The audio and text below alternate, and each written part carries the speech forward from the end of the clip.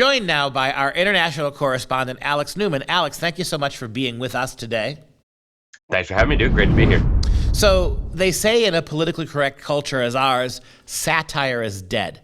And yet when satire dies, you get really creepy stories that people don't understand, like what's happening in Georgia, a school assignment where we want to turn human babies into food to feed starving kids. Explain this.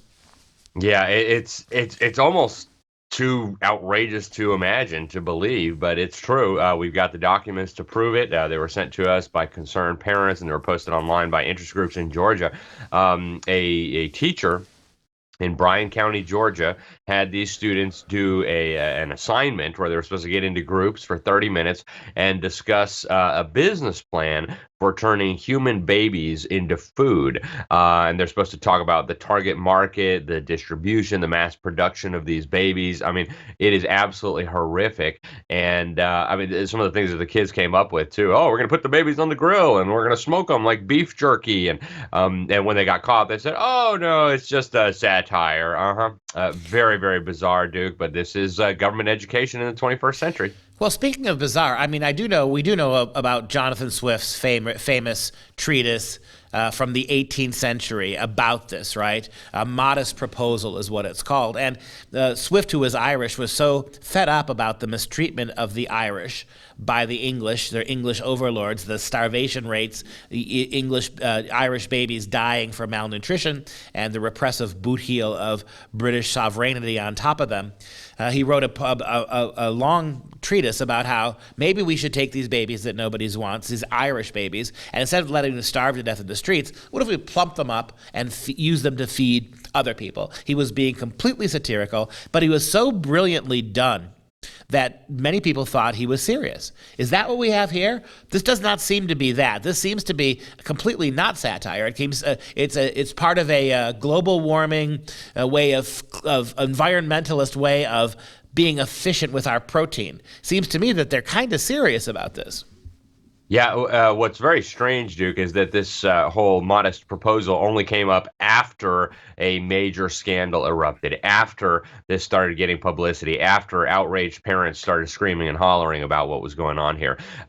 In all the materials that were sent to me about this exercise, there was never any word mentioned about this Modest Proposal. There was never any word mentioned about Jonathan Swift. And so I think that was probably just a cover story that they came up with later. There's no indication that this was meant to be satire. And one of the things that they threw up on the board was framing it in environmental terms. Hey, if we eat all the babies, we won't have to take up more space and more land in the cemeteries. And cemeteries had two giant spelling errors in it. Supposed to be in an English class. I don't believe this was satire at all, Duke. That's kind of the cover story that they came up with. But I think this is the kind of some insight into the depraved minds that are running the government education system today. Yeah, I think you're exactly right, and I think we have some evidence that proves it. The exercise also concluded information on cannibalistic serial killer Jeffrey Dahmer.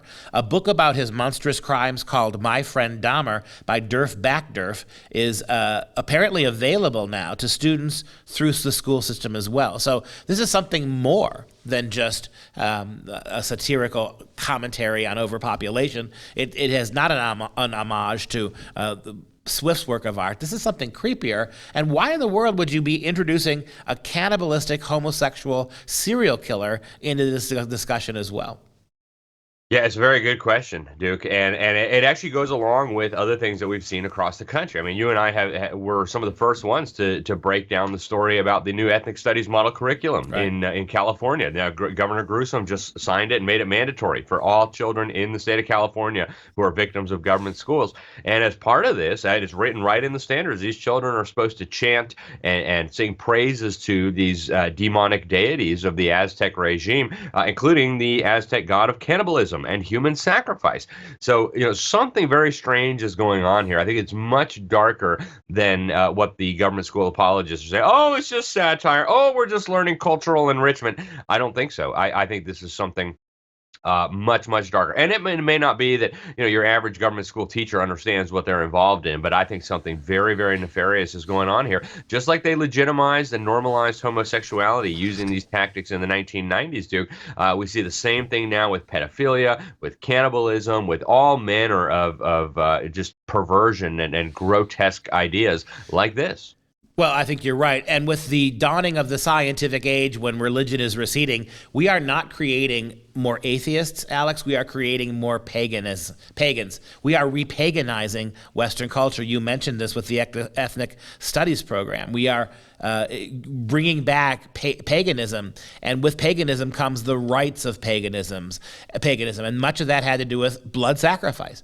Most pagan cultures sacrificed blood animals to the gods, and so what are you seeing now? We think about the ancient Palestinians and the ancient tribes that surrounded the Jews, the Hebrews, would sacrifice their firstborn babies to these demon gods. Why are we surprised as the world becomes less monotheistic? We walk away from Christianity and its civilizing influence. We bring back paganism. We got to imagine that all the horrid rites of paganism will be making a comeback as well. Yeah, no question, Duke. And I encourage people, if you want to see where this leads, right, a people that once knew God, and Americans did know God at one time. If you want to see where it goes, go read the Old Testament, because there's some very interesting parallels there.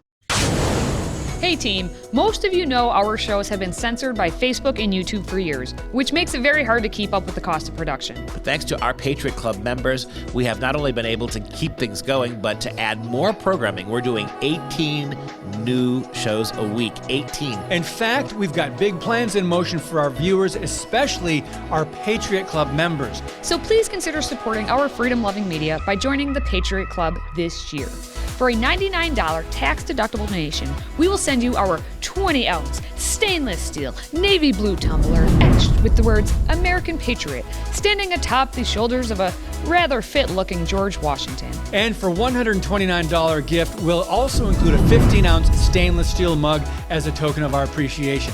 All you have to do is visit patriotclub.us and become a Patriot Club member today. That's patriotclub.us. Thank you, and God bless.